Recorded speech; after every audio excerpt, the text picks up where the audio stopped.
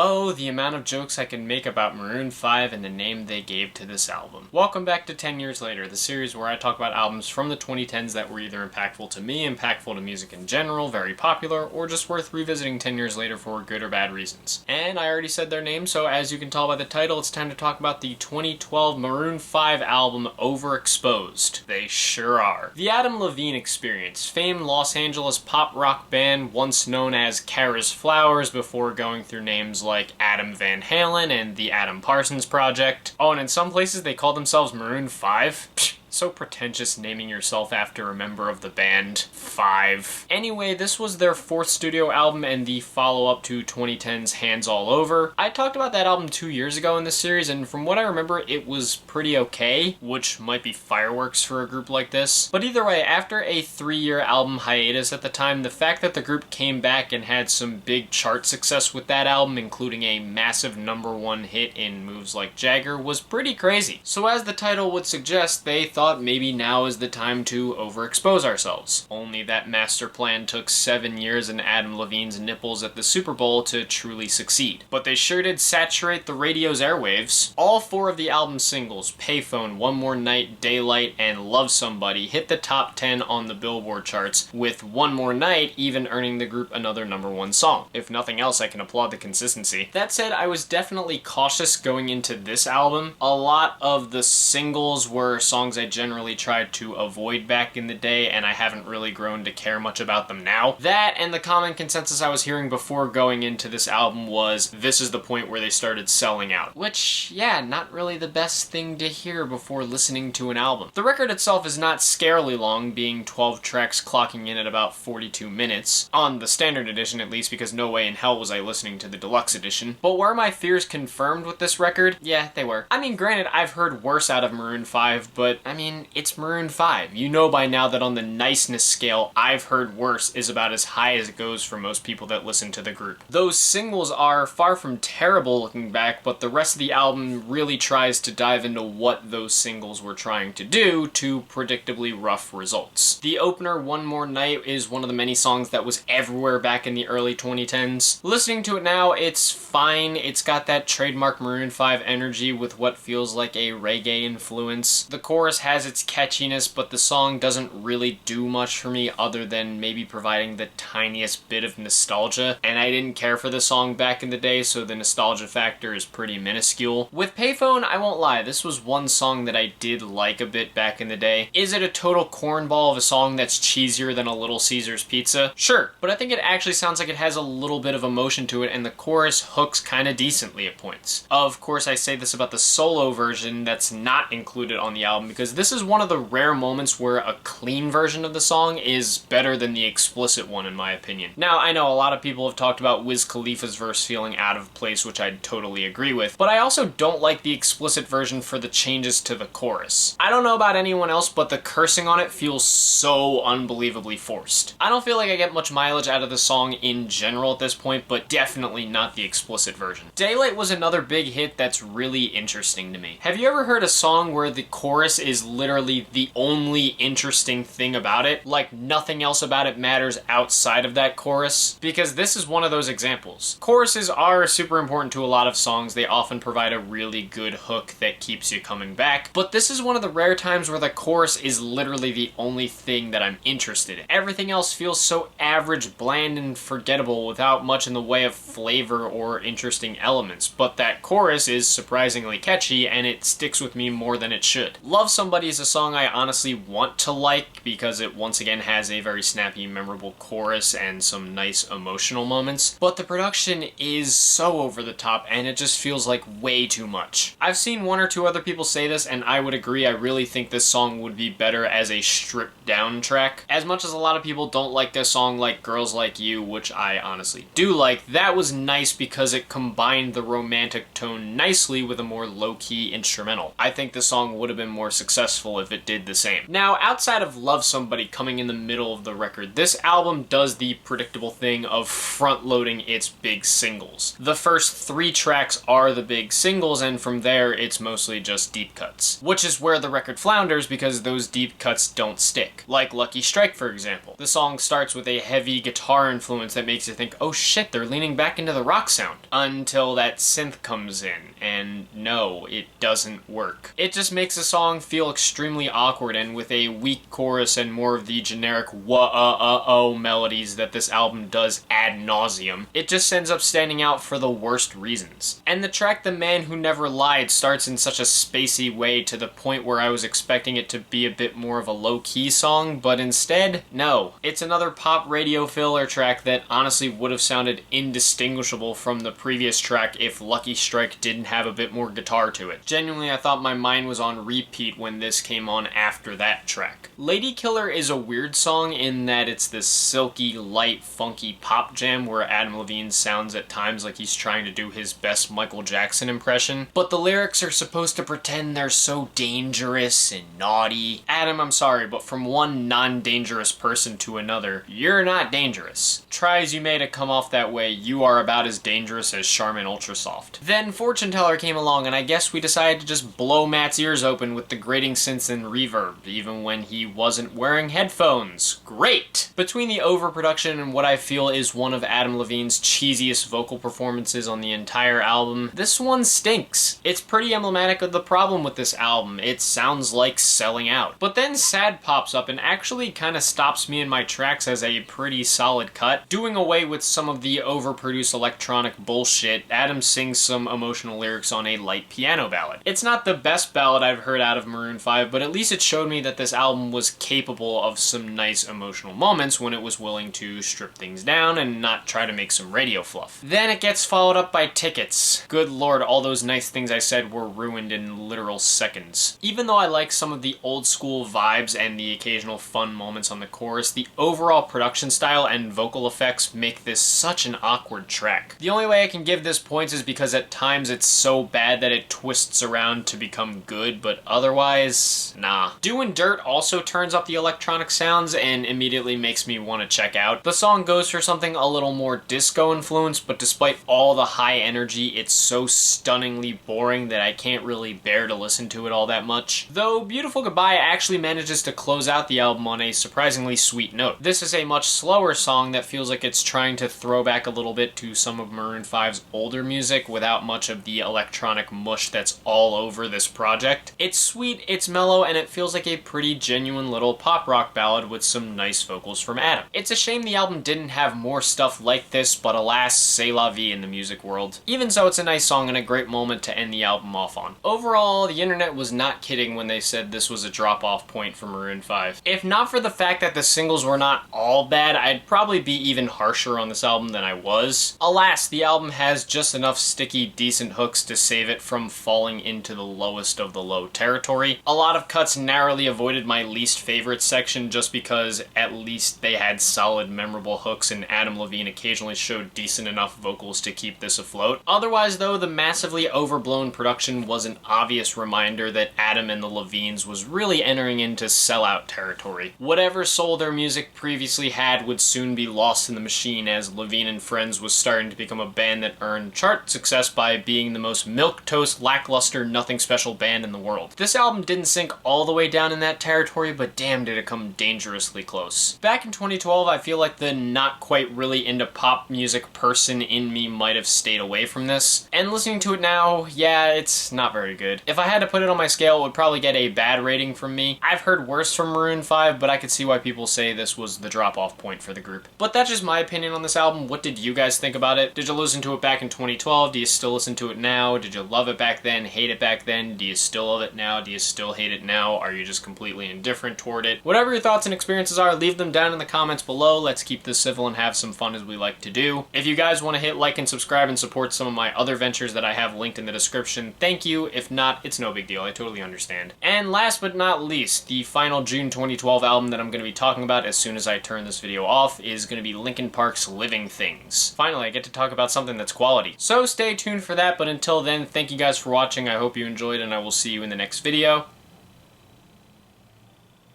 Peace.